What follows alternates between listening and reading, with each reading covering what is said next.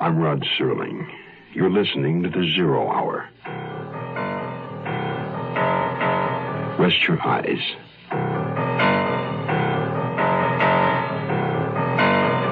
Exercise your imagination. This week, Charles Larson's inside story of television murder. Someone's death.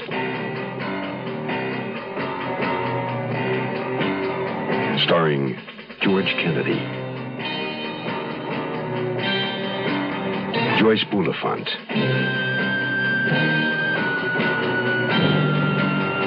and Robert Reed.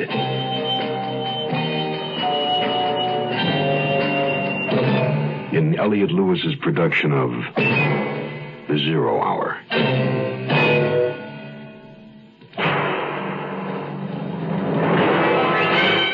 The Mutual Broadcasting System presents The Zero Hour.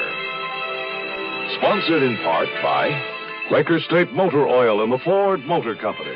This is The Zero Hour on Mutual Radio.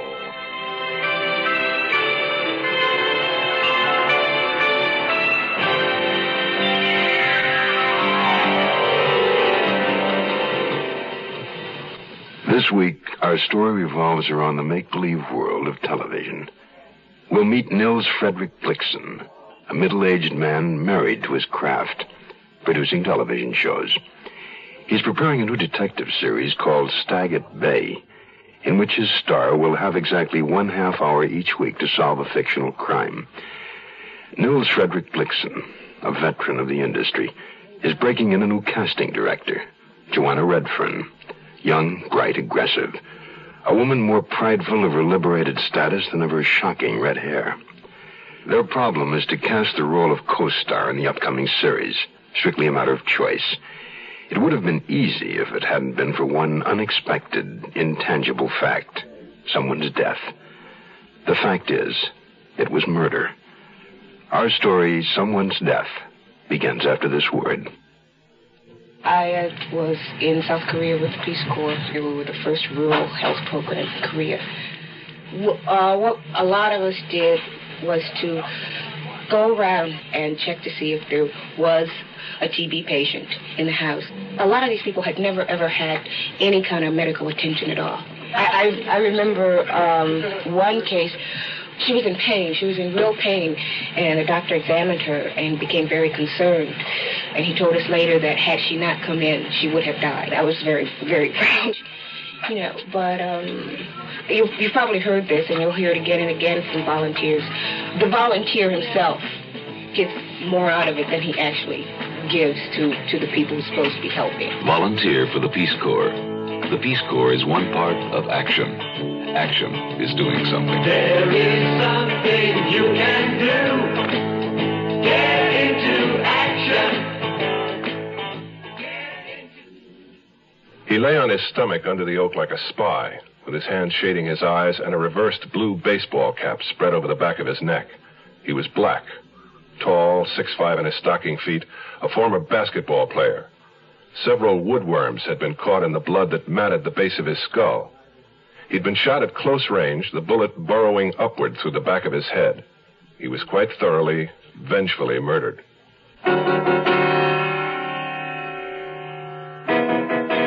At the precise early morning hour that a young boy and girl in the hills along Mulholland Drive above Hollywood stumbled onto the body, I was in a projection room at the studio. I was still at the studio in my office, chairing an unofficial production meeting as the sun dipped into the smog and below the Los Angeles horizon. It was the 22nd of May.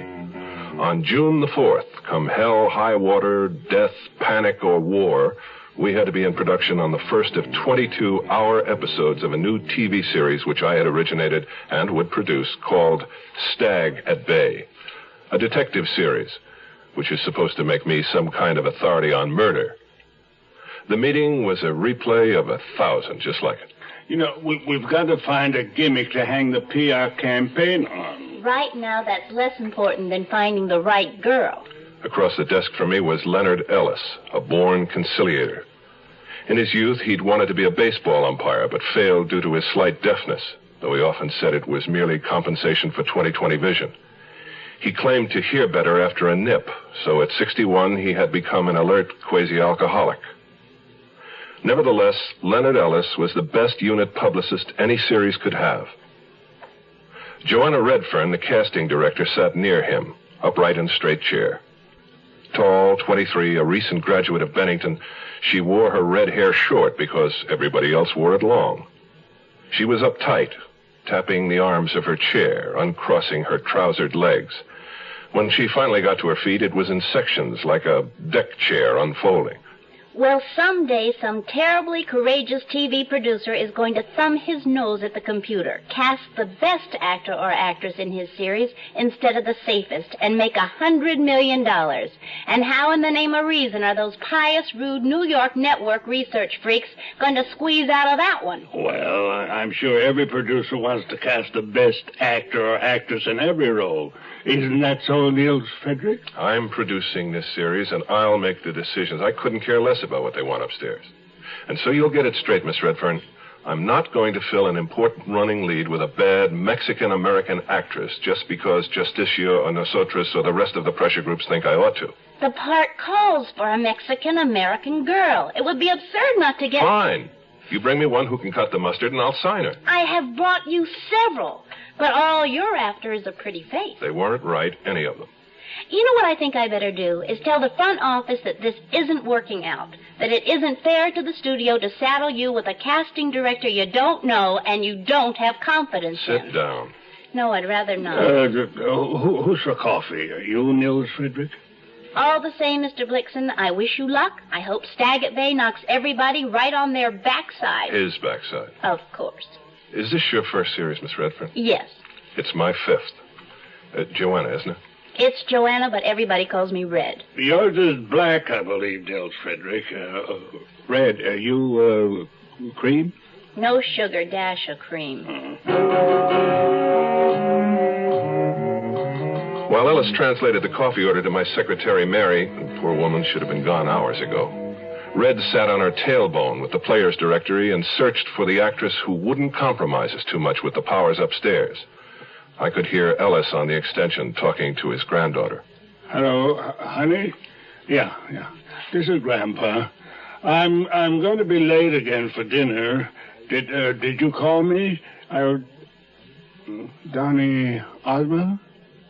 I thought you were in love with David Cassidy. Issue of which magazine? Oh. Anything with Donnie's picture on the cover. Yeah, I'll find one. I won't be too late. Bye-bye, sweet. Donnie's woman? Donnie needs her. She assured me last spring that Bobby Sherman needed her. Well, that's when she was a kid of 13. But now she knows what love is. Red, where did you meet Ellis's granddaughter? Oh, I've known Heidi for years. We're neighbors. You're kidding. No one in Hollywood has neighbors. Oh, Red and I live in the same, what do you call it, Red? Fourplex? Over under Longpre. It's a nice area. I love it. Yeah, they still dig their heels in about blacks, though. In this enlightened day and age? Yeah, you bet. In this day and age... I'm sorry, Red. Why? Did I walk into something? Well, what happened at the neighborly fourplex? Nothing happened. Yeah, right. Nothing. That, Tempest in a Teapot. Come on, tell me. Might springboard a script. No script. Just I had a black friend, somebody objected. Anonymous letters, you know. So what did you do about it, Red? Kissed him goodnight on the lawn after that. Didn't want anybody to miss anything. That's a good girl. Oh, here she is. Now, just look at this picture if you want to see one sweet actress. Now, I know she won't do. You're after a beauty. This girl looks like 10 cents worth of cat meat. Yeah. Got an interesting face. You mean ugly. True. You know Clifford Odette's Country Girl? Of course I know it. Do you think I'm illiterate? Well, how do you think the woman ought to be played? Mother Earth? Okay. I saw Isabel Chavez do Country Girl in Spanish in East L.A. a month ago, and I thought I'd die. This was a woman you could believe anything about. When the husband tells the director she was Miss Mexico, you believe. When he says she tried suicide, you believe that. You believe. Oh, nuts. I watched her, Joanna Redfern, Miss Clumsy of the Year, knock over a 7-foot-tall philodendron plant. While Ellis and I helped her prop it up again, she was tossing the plant's upper tendrils over the automatic fire extinguisher pipes in the ceiling, which caused her to split her shirt and dislodge an abstract of some English soccer players when she fell in exhaustion against the wall. Oh, shoot. Yet, like the young Hepburn, she was so secure in her ungainliness that it projected itself as a kind of high-born grace. I felt I'd never been stuck with a more aggravating girl in my life. I did all that in one take. Will you sit down, Red? Forget the plant. Just sit down. I'm sorry. I shouldn't have shouted. You certainly shouldn't have. Ellis, see if Mary fell in the coffee pot out there and drowned, will you? Yeah. Mary. Oh, dear. Oh, sorry. I didn't know you were right at the door about to knock. Here, let me help you. Joanna. Oh, me, yeah? Oh, I get so used to being called Red. Yeah. What is it, Mary? Well, I hate to interrupt, but I've got a message for Joanna. Who is it? Tell him to hold the line. We'll be through here in a minute. Well, actually, they're right outside. Look, Mary, if it's some agent... They're not agents, exactly. Well, who are they exactly? Bill collectors, men from Mars, what? No, they're policemen. Policeman, this is a private eye show. Tell them we're not casting men in blue. Right, Nils Frederick? You don't understand. They're... Well, come on, Mary. They're what? detectives. Detectives? And they want to talk to me? Yes. What about? They said it's something about a murder. There's a little town in western Pennsylvania called Oil City where they make peace of mind. They put it up in quart-sized green and white cans and ship millions of them all over the land to people who don't want to worry about their cars. This peace of mind for car owners is called Quaker State Motor Oil. The folks who make it are experts, men who really know motor oil, because that's been Quaker State's specialty for over 50 years. Quaker State starts with the finest natural petroleum the earth provides, 100% pure Pennsylvania-grade crude oil. Then they put it through step after step of refining and fortify it to fight heat and rust and dirt and wear and give your engine the protection it needs. Quaker State Motor Oil. Who says you can't buy peace of mind? Quaker State your car. You keep it running, young. You keep it running. We'll return to our story in a moment.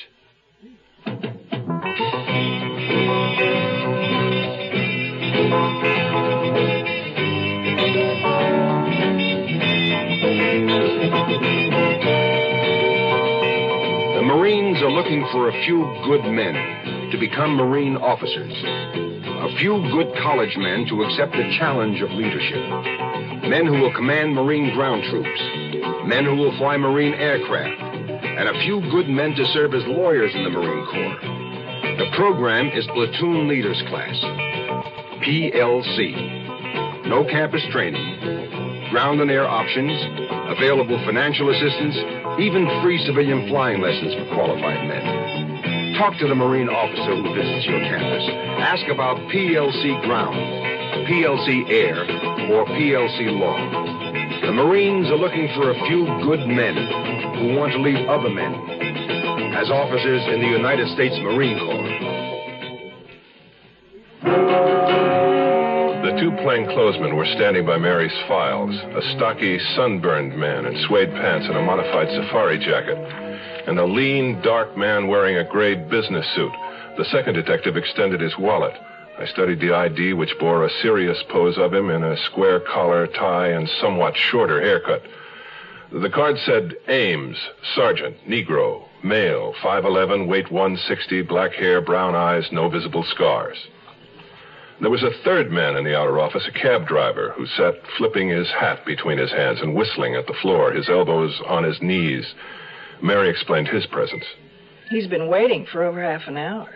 Miss Redfern, Joanna ordered him. Both men in red went through the open door into my office.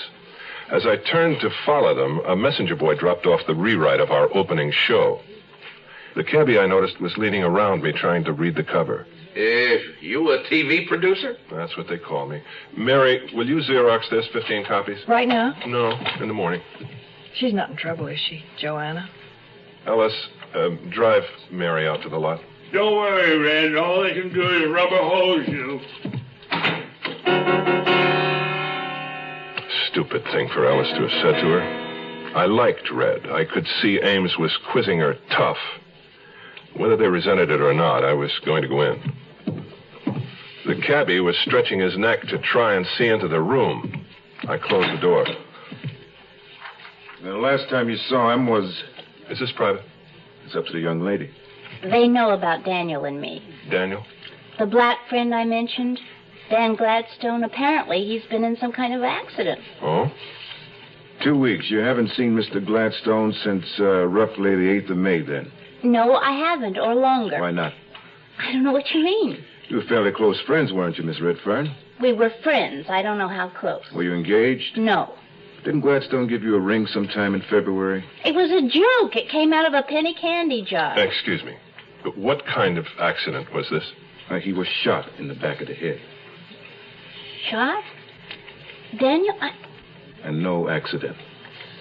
Well, who told you about the ring? What was the tenor of your last meeting, Miss Redfern? The what? What did you talk about? I don't remember. Did you fight? I just really can't remember. Did you say, if you show your black face around here again, I'll cut your damn woolly head off, or words to that effect? Now, wait a minute. Have you warned her, given her her rights, or did you just forget? No, we didn't forget. She has a right to know who you've been talking to, who's been telling you these... Do you own a .22 caliber pistol, Miss Redfern? Okay, that does it. Give me an outside line. A pistol? No, of course not. Red, cool it. I'm contacting a lawyer. You don't mind, do you, gentlemen? No, I think it's a very sound idea. I don't need a lawyer. You might ask him to meet us at North Hollywood Division. That's 11480 Tierra. You have her there in a half hour, Mr. Blitzen.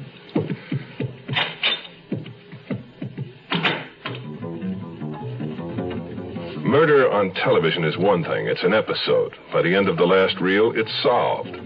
But I was discovering that isn't the way it really is. My guts were turning.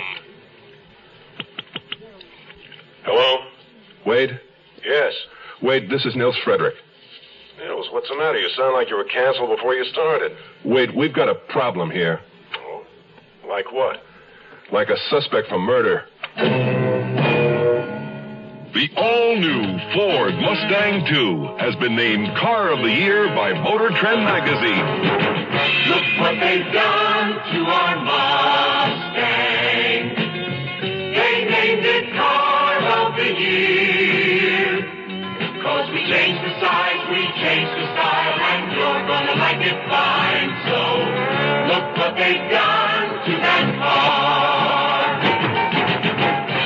Mustang II, picked Car of the Year because it offers good gas economy. And in the words of Motor Trend, Mustang II is an outstanding concept of affordable luxury and prestige in a small package. And that makes it the right car at the right time.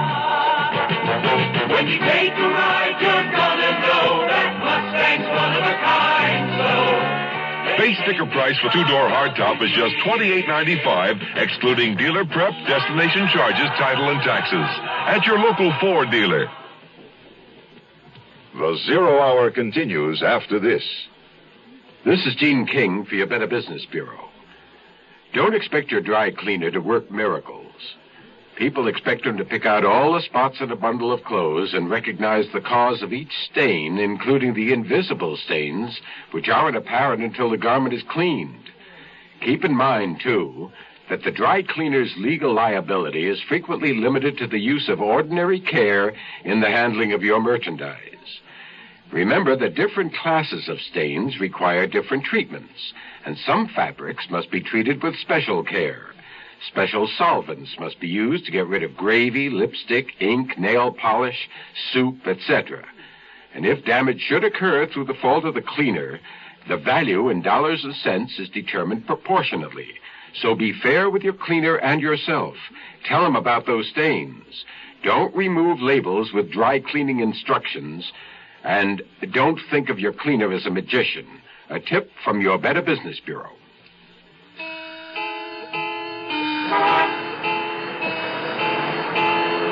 The city by night had a warm, wind-swept face. Los Angeles was a Mediterranean town, I'd always felt, despite its size and location. All day long, it lay like a girl on its back by the sea, half asleep under its dark glasses burning in the sun, amused by the boys who whistled and hung around. Only at dusk it began to stir. It would blink and sit up and rest its chin on its knees, gazing at the bronze-colored ocean, and perhaps accept a margarita or two. The cab driver didn't need a margarita. He was very talkative. Boy, looks like all the idiots are out tonight. Hey, look at that coot. Hey, there's a real dilly. You know, I tell you, I love this town. Too breezy back there for you? No, it's fine. Are you all right, Red? You haven't asked me whether I did it or not. Do you realize that? I haven't. All right, did you shoot the man? No. That's a load off my motor. Hey, did you see that jerk? A left turn and no signal. My wife wonders why I got a nervous stomach. Hey, you two want to buy a free press? No, thanks. Would you mind? What is your name? Jack. I thought I told you. The young lady and I have some things to talk about. No, sure. Private is private. You think I'm not the murderous type, then? If there is a type. There's a type that goes all to pieces in a jealousy situation. The first person I was jealous of was my sister. I was 4 when she was born. I couldn't understand why my father had done that to me. Don't you blame your mother, too? She didn't count. She died when I was 8. She and my father were separated by then. He was living in Pennsylvania. She was in Hartford. With you and your sister? No, I'd already killed my sister. You what? I broke my sister's neck when she was 7 months old. When you set out to make a point, you don't fool around. It's the fact. My mother left the carriage on the front porch. I pushed it down the steps. I wasn't punished, just sent to a child psychiatrist and later to a very nice school in New Hampshire. That's what jealousy can do. My father used to come see me once in a while. He's married twice since my mother died. 3 more children. I thought you said you hadn't been punished. We rode along for a while, neither of us talking. Even the cab driver seemed more content since traffic had eased up some. I studied Red during the silence. She struck me as being very vulnerable. Do you have any children? No. I know you're married. I looked up your studio biography. Well, then it's out of date. We were divorced in 65. Oh, let's see. I was born in 50, so I was 15 then. I'm sorry it didn't work out. We made a mistake and we rectified it. Very civilized. My dear girl, a divorce is about as civilized as a gang rape. We've been married 18 years. I think there must be something wrong with marriage. Not with the game, just with the players. Well, this must be the place. Keep it running, Jack. We'll be going back into Hollywood. Hey, I'll tell you what I'll do. Why don't I grab something to eat and then I'll come back for you, huh? You don't want to buy the cab. Hey, wait a minute. What is this, a check? I'm sorry, we don't take personal checks. A voucher. I ride cabs a lot. Oh, thanks. Yeah, thanks, Mr. Blixen. Try us in about an hour. Sure. Niels Frederick, come over here. Wade Schreiber, your client, Joanna Redfern. How do you do? Joanna? Is it, Miss? Yes. Let's talk out here for a minute. I think before we go inside, we'd better clarify a couple of points. I didn't kill Dan. Yes, I understand that. I don't believe they're ready to accuse you of it. They're just trying to get to the truth. Believe it or not. They said he was shot with a .22? Yes, he was, and that's point number 1. Joanna, do you own a .22? No. Ever own one? No. Well, were you ever in contact with one? No. Okay, I'll buy that. Second, where were you last evening between, say, 10 and midnight? 10, Grauman's Chinese. You went to a movie? Yes. Wade, you act like a cop. Oh, come on, Niels, wait a minute. Who did you go to the movie with? Alone. You often go to the movies alone? Not often. I was just walking on Hollywood Boulevard. My car's in the shop. and I just went in. Where was he killed, Wade? On the valley side of the hills. You know that area? Not too well. Well, there's a dead-end private street off Barry. It's called Ruby. Oh, I know Ruby. You would. Some kids found the corpse this morning by the side of the road. Dead about 12 hours. How do you know Ruby Avenue? Oh, Lord. Wait, come on. How do you know it? Oh, we used to park up there. You in Gladstone? Once in a while. Had the body been dumped? No, his car was nearby. He was found about 20 feet from it. Hadn't been robbed, no sign of a struggle. So he knew his killer. He just strolled over under the trees, lowered his head, and somebody reached around and shot him. What's the matter, Red? You cold? Just a chill. I'll get over it. There seems to be a witness report on file here. Witness to what? Evidently, somebody heard you threaten Dan Gladstone. Threaten him? That's ridiculous. Joanna, did you two fight at all? Well, I wouldn't say fight. Well, what would you say? Well, I'd say that, we had words. What about? But nothing important. Does it matter? It matters. Now, please, Red. It must have been fairly important if it caused you two to break up. He was a pusher, and he tried to get me hooked. I loved him, or I thought I loved him, but I told him to get lost. Did you tell him, if you show your black face around here, I'll cut your head off? Oh, God. Yes, I did. Wade, what does this do to us? Well, I don't know, Nils. Sure gives him a peach of a motive to swing on. Well, we better go in. You are listening to Mutual's presentation of The Zero Hour. When they change a plane flight, I check to see if another is just as good or better.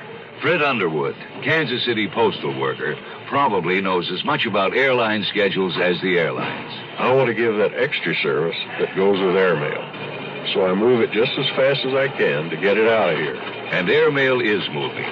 Now you can almost always get next-day delivery to cities up to 600 miles away. And two-day delivery anywhere in the country. Just mail by 4 p.m., use zip code, and mail from a specially marked airmail box. When I started here, it was all propeller planes and trains. And back in the post office, mail was handled the same way it had been for years. Now there's jet planes and zip codes, and airmail's really going places. Airmail and zip codes. They speed everybody's letters. If you don't know a zip code, check your phone book or call the post office. Help us help you. Use zip code. Brothers and sisters, this is the day he testifying for Smokey the Bear. You can take a tip from Smokey, that there's nothing like a tree. Cause the good kids climbing and the beautiful sea. You just have to look around, you find it's not a joke. See what you've been missing if they all went up in smoke. Smokey the Bear, Smokey the Bear, a growling and a sniffing in the air. He can find a fire lord before it starts to rain. That's why we call him Smokey, that's how we got his name. Oh, come on now, beat it out, Bill. Be cool, people. Only you can prevent a forest fire.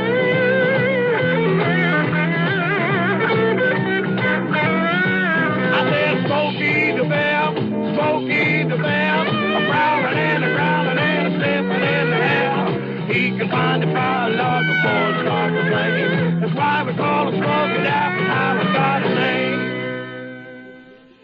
Tomorrow at this time, rest your eyes and listen here to this week's continuing study in suspense, someone's death.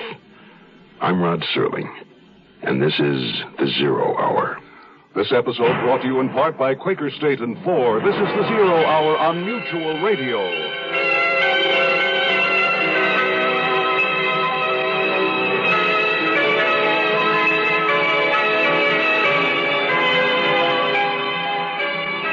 You have been listening to The Zero Hour, a presentation of the Mutual Broadcasting System in association with Hollywood Radio Theater. Heard every weekday at this time. Rod Serling is your host. Zero Hour is produced and directed by Elliott Lewis. The Hollywood Radio Theater theme was played by Ferranti and Teicher and is now available on United Artists Records and Tapes. Hugh Douglas speaking. Tune in tomorrow, and once again, Rest your eyes and listen here to the Zero Hour.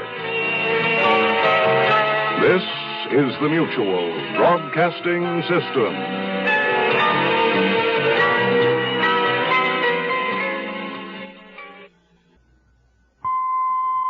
By Ferranti and Teicher, and is now available on United Artists Records and Tapes. Hugh Douglas speaking. Tune in tomorrow, and once again, rest your eyes and listen here to the Zero Hour. This is the Mutual Broadcasting System.